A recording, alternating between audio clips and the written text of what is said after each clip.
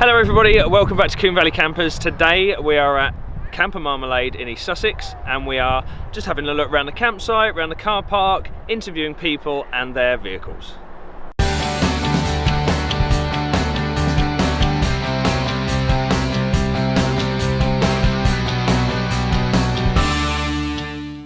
Hi, I'm Simon and this is Rhubard bus.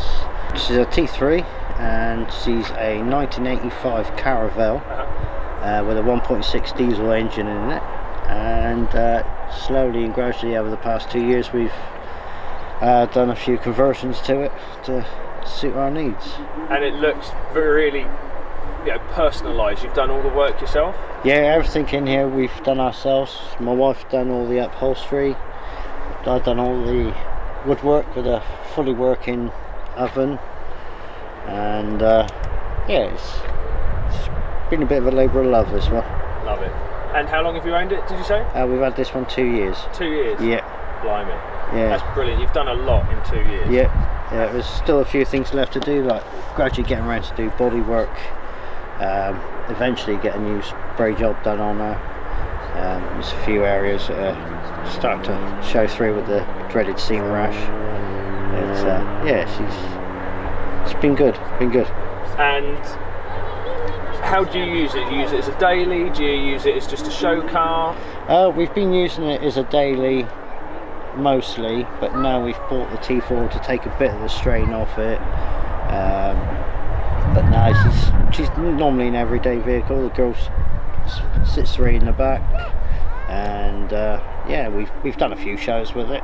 We've just come back from Quex Park, done a weekend camp. So, but it will not a show I've been to. Good show? Yeah, it was a good show. Very good. It's good for kids. Yeah. We enjoyed it. It was just, unfortunately, it was just extremely hot. Yeah. And furthest travelled in it, is that to Quex? To Quex, yeah. Really? And what's the total sort of there and back? I think it was about 120 some odd miles. Brilliant. Yeah, but yeah. Didn't miss a beat? She did on the way back. We had a split fuel line on the way back. Yeah, so that was a 5-minute job, but sorted it out, got us back home. And what's your favourite part of the bus? Probably driving, sitting in the driver's seat. But she's... And have you got any big trips planned? Not at the moment.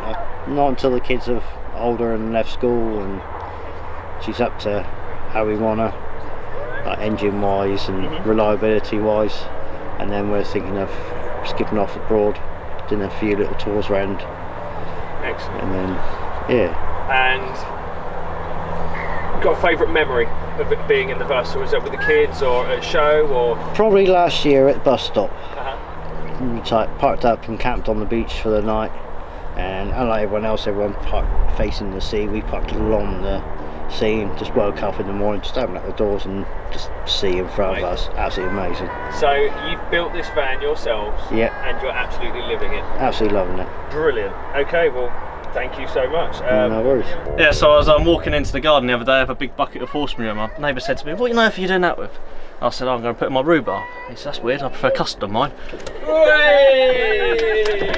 So there you have it. We've had a chat with Simon today. Sorry, I know what you're going to do.